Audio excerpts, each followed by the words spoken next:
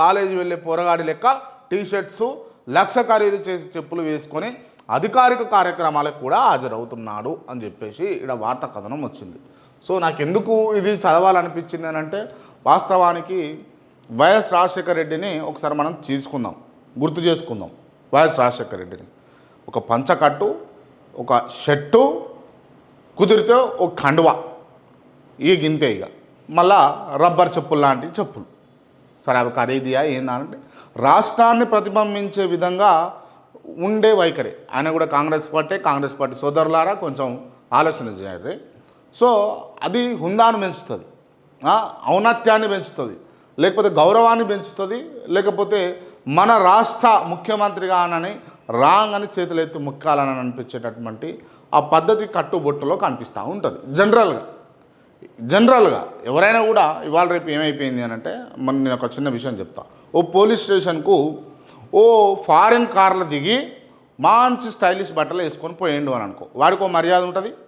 ఖద్దరు బట్టలు వేసుకొని ఒక కారు నుంచి దిగినటువంటి ఒక వ్యక్తికి ఒక మర్యాద ఉంటుంది. అదే రైతుకు కూలీకి ఒక మర్యాద ఉంటుంది. సో ఇది ఒక పోలీస్ స్టేషన్ సంబంధించినటువంటి అంశం. లేదు అది వదిలిపెడితే హైదరాబాద్కి వస్తే, వీళ్ళు ముగ్గురే హైదరాబాద్కి వస్తే వీళ్ళకు ఒక్కొక్కరికి ఒక్కొక్క మర్యాద ఉంటుంది. ఎందుకు అనంటే వేషధారణం బట్టి ఇవాళ ఉన్నటువంటి పరిస్థితులలో అందరూ కూడా డిసైడ్ చేస్తూ ఉన్నారు. సో అది కూడా మన వ్యక్తిత్వాన్ని ప్రతిబింబించేటటువంటి అంశం ఉంటుంది దాంట్లో. అంటే మనం ఎటువంటి వాళ్ళం అన్నది మన డ్రెస్సింగ్లో కూడా తెలిసేటటువంటి అవకాశాలు ఉంటాయి. కాబట్టి ఈ ముఖ్యమంత్రిగా ఉన్నప్పుడు మీరు టీషర్ట్లు వేసిన టీషర్టు మళ్ళీ వేయకుండా, వేసిన టీషర్టు లక్షన్నర ఖరీదు చేసేటటువంటి టీషర్ట్లు వేసుకుంటూ, సరే అది మీ సొంత డబ్బులు అయితే మాకు ఎవరికి నష్టమేం లేదు సుమా, అంతే కదా.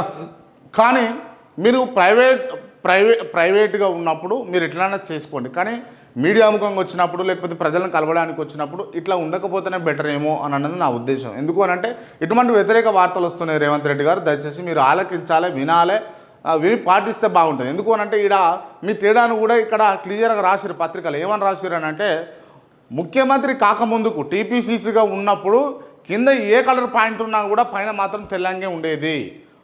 పక్తు రాజకీయ నాయకులాగా కనిపిస్తుండే అప్పుడు.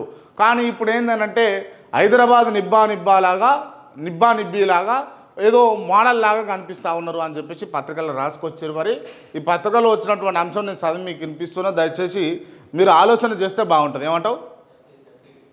చప్రియా ఏమో మరి చప్రియా అంటాడు, అట్లా అనొద్దేమో పాపం. కానీ సో ఇట్లా నడుస్తుంది. దయచేసి గీడ కూడా అంటే ఇటువంటివే కదా ముఖ్యమంత్రి గారు. మీరు ఇడ ముడేశ్వరిడ మన మాస్ రోడ్ల మీద వేస్తారు కదా, మాస్గా ఉంటారు కదా ఆటోలు నడిపేటోళ్ళు, లేకపోతే ఇంకోటి ఆటోలు నడిపేటోళ్ళు. మరి చిన్నబుచ్చుకోకూరుసమా, ఆటోలు నడిపేటోళ్ళు కూడా మంచిగానే ఉన్నారు. కొంతమంది పోకిరి వేదవాళ్ళు ఉంటారు కదా, వాళ్ళ గురించి మాట్లాడుతున్నా. ఇట్లా వేసుకుంటారు. ఇది ఎవరిని ప్రతిబింబిస్తుంది? మీరు అధికారిక కార్యక్రమాలకు పోయి టీషర్ట్ వేసుకున్నారు. ఎట్లా ముఖ్యమంత్రి అంటే ఏమనుకోవాలి మిమ్మల్ని అని అన్నది కొంచెం డౌట్ఫుల్గా ఉంది. సరే క్రాంతి, నువ్వు అన్నీ గట్ల మాట్లాడుతావేదా, ఎట్లా మాట్లాడుతావు, మా ముఖ్యమంత్రిని ఎందుకు అంటున్నావు? కాంగ్రెస్ పార్టీ నాయకులకు కొంచెం కోపం వస్తుంది కావచ్చు. ఎందుకనంటే రేవంత్ రెడ్డి అంటే అభిమానం ఉన్న వాళ్ళు చాలామంది ఉన్నారు. మాట కూడా వాడనీయరబ్బా.